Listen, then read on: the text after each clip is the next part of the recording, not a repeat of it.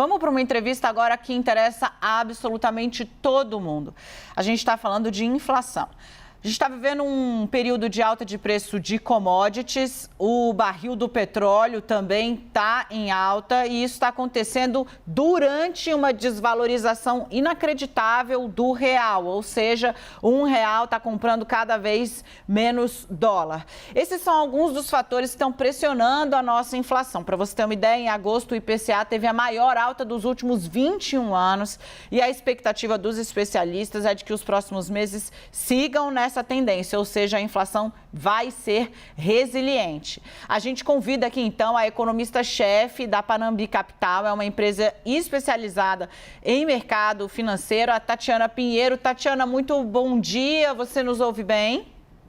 Escuto sim. Ótimo, eu vou começar falando um pouquinho a respeito do último vilão aí desta semana. O combustível teve uma nova alta pela 7ª semana consecutiva.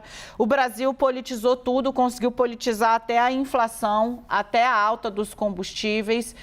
Eu queria que você, se pudesse, para a gente partir de um ponto digamos, didático, você explicasse um pouco em casa o que está acontecendo, para quem está em casa, perdão, o que está acontecendo com este preço em especial. A gente tem o barril do petróleo sendo negociado lá fora, ele é negociado em dólar, o Brasil não tem como fugir desse preço e o real está vivendo essa desvalorização. É uma moeda que está performando sempre nas últimas colocações ali, toda vez que um ranking é feito para analisar comportamento de mercado, o real está lá embaixo. Explica para a gente por que a gente está vivendo esse ciclo e por que o combustível é tão importante. Ele tem um efeito cascata na inflação, né? Você acaba repassando esse preço para tudo o que precisa de combustível para chegar na nossa prateleira.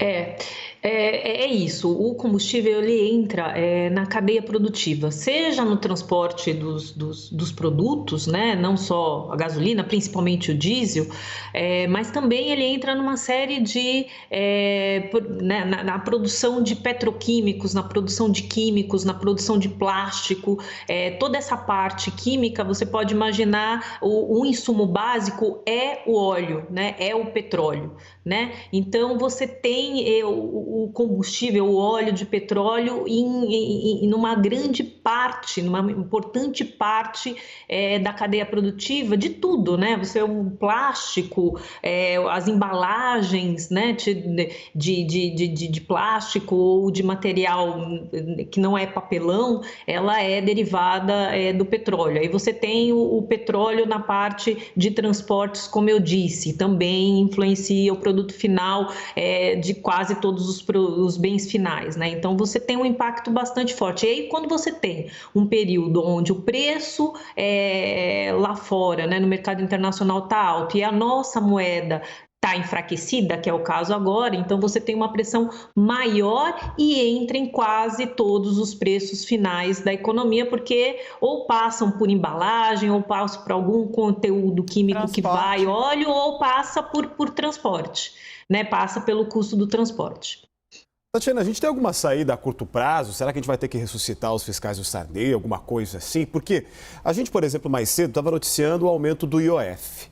A intenção do governo é usar esse dinheiro para bombar, né, o Bolsa Família, para que as pessoas possam ter um aumento nesse valor. A gente sabe que a população de baixa renda acaba sendo a mais afetada pela alta da inflação. Então me parece um pouco de cobertor curto, porque você aumenta de um lado o benefício, mas de outro o poder de compra dessas pessoas com o tempo vai sendo corroído.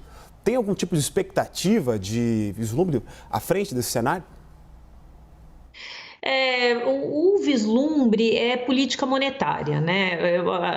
O Brasil já teve algumas experiências com controle de preço, algumas, não várias, e não deu certo, né? Então, esse fiscal do Sarney, tablita, isso já está comprovado e a gente tem que aprender com os erros do passado, né? Ficar repetindo o erro do passado não faz muito sentido. Então, o que tem que acontecer, e que é o que já está acontecendo, é o aperto da política monetária, né? Então, o Banco Central já está no processo de elevação da taxa Selic, que é a taxa básica de juros da economia. Essa semana tem reunião de política monetária na quarta-feira, onde o Banco Central deve seguir subindo a taxa Selic. A expectativa média do mercado é uma alta de 100 pontos, então trazendo a Selic de 5,25 para 6,25. O mercado já avalia que a Selic até o final do ano chega em 8,25.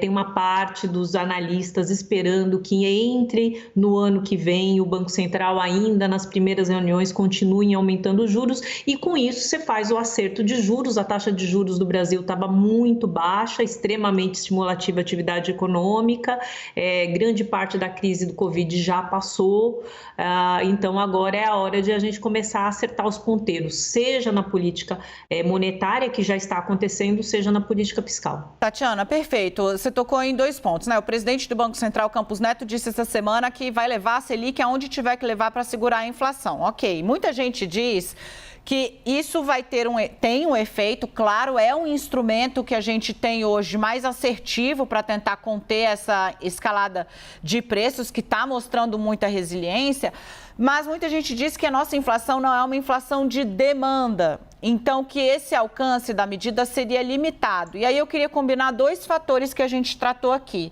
A gente tem a subida dos juros que dá um freio, né? Dá um freio na atividade, e a gente tem a alta do IOF que impacta direto na oferta de crédito, também tendo um efeito ali de, digamos, pode diminuir a atividade econômica num momento em que o país estava ensaiando uma recuperação.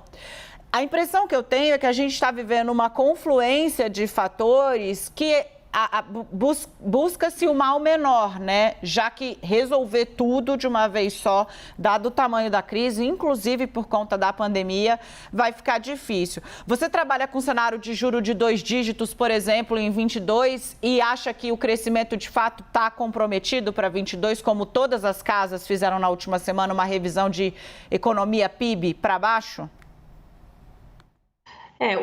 O crescimento do ano que vem vai ser um crescimento baixo, né? Muito provavelmente o Brasil volta ao ritmo de crescimento do PIB que a gente observou de 2017 a 2019, que o Brasil crescia em torno de 1%, né?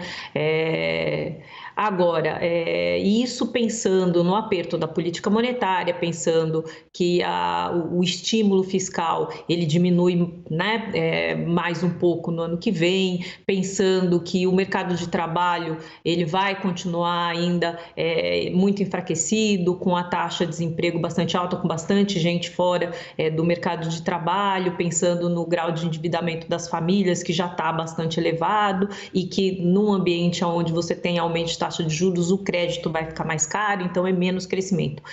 Nesse âmbito já desenhei aí que é um ano mais fraco mesmo de crescimento. E em cima de tudo isso, ainda nós temos aí a possibilidade da crise energética, né? Então, o clima continua bastante seco, a gente em outubro entra no período de chuvas, mas precisa chover muito mais do que a média, então pode ser que no ano que vem, e esse que é o grande fator de risco, né, a crise energética, ainda que pode trazer isso, que pode trazer o PIB um pouco para baixo de 1%, que foi a revisão de algumas casas na semana passada, já trazendo uma expectativa de PIB abaixo de 1%. A gente não acredita ainda, nós temos um PIB baixo, um crescimento baixo já há bastante tempo, a gente espera 1,5% de crescimento do PIB, o que é um crescimento muito baixo, se pensar no tamanho do Brasil, na necessidade que o Brasil tem de crescer e gerar empregos, e tem esse risco sim de ser abaixo de 1%, ligeiramente abaixo de 1% por conta aí da crise energética. A gente não sabe se vai ser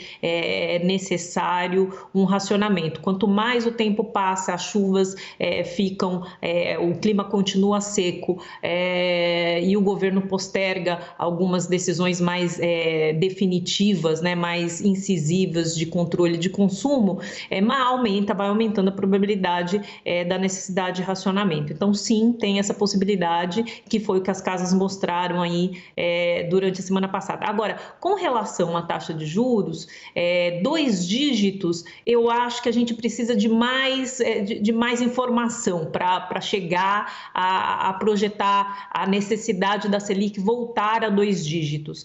Mas é um ajuste bastante forte, né? A gente está falando no final do ano de 8,25, a Selic em 8,25, né? Então, é um dígito, mas um dígito alto, como se fala no mercado, né? E muitas casas na semana passada revisaram para 9, né? Então, eu não vi nenhuma casa com uma projeção, por exemplo, de 10. Mas é um ambiente onde a taxa de juros ela não volta à média histórica recente do Brasil, que a Selic ficou em torno de 14%. Eu acho que a gente está longe ainda nesse cenário, precisa de mais crises para a gente chegar num tipo de cenário desse, mas a Selic entre 8 e 9,5, né, entre 8,5 e 9,5 é bastante factível, né, é bastante provável, dado aí a aceleração da inflação. Essa semana também, no final da semana, a gente vai ter mais um dado de inflação, que é o IPCA 15 de setembro. A inflação no acumulado ano vai chegar aí muito próxima de 10%.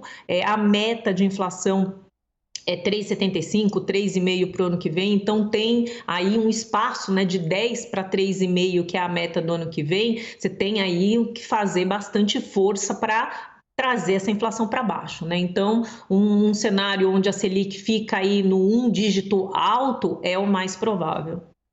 Ok, nós conversamos com a Tatiana Pinheiro, que é economista-chefe da Panambi Capital. Muito obrigado pelas suas informações, ajudando a gente a compreender um pouco desse cenário da inflação aqui no Brasil.